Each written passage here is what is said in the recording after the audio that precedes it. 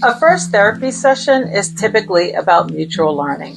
It is an opportunity for the therapist to generally learn about you and what brings you in for an appointment.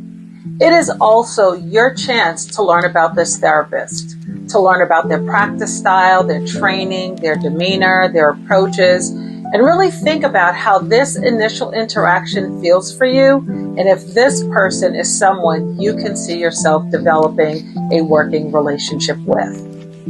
In my own practice, a standard part of my first session with a potential client is to stress that they are not making any commitment to be seen by me. I want this person to feel free to assess me, my approach, my personality, my candor, and not feel like they have to make a decision by the end of our first meeting. I remind them that they have the power to say, no, thank you, or not yet, and continue their search and weigh their own options. Another part of this first session is about paperwork.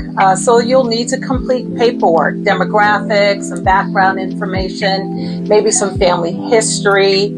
As part of the paperwork, you'll also need to complete a self-assessment, like a checklist. It really helps the provider to get a sense of what symptoms you might be experiencing as it relates to anxiety, depression, or your mood. You'll also sign a release of information for your primary care provider. This really is an opportunity for us to, again, get a holistic view of what's happening for you, how you're experiencing it, and really have a sense of what you're experiencing in a physical kind of way, in addition to any emotional concerns. This first appointment is typically 45, no more than 60 minutes, usually right in the middle, about 50 minutes. So it really is, that's the standard therapy hour, is actually 50 minutes. At this first session, there will also be lots of questions, many of which might also feel very personal. In my practice, a very specific question I typically ask during the first meeting is, what prompted you to reach out at this particular time? For me, I ask the question in that specific way because it can give me a sense of what might be happening now that wasn't happening before, that now makes whatever's going on no longer feel manageable, or really even motivated you to reach out to, I want to get another person, a neutral person's perspective. As I mentioned, during this time, you'll be asked many questions. And some of the questions could sound something like this. How long have you been experiencing, whatever the concern is? How does it show up for you? Like, how do you experience it?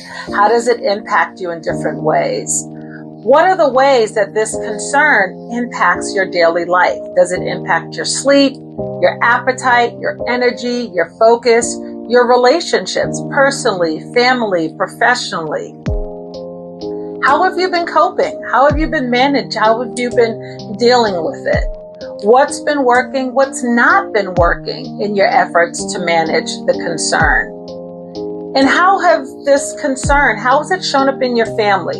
Is this something you've heard, other family members, be it your parents, cousins, aunts, uncles, is this a concern that's shown up in your family as well? Another thing that comes up in a first session, of course, is how do you pay for your services? Most, if not all, insurances cover mental health services. Depending on your health plan, the copay costs that you pay for medical services are typically the same for mental health. Mental health services are covered just like physical health services. It's not an additional cost.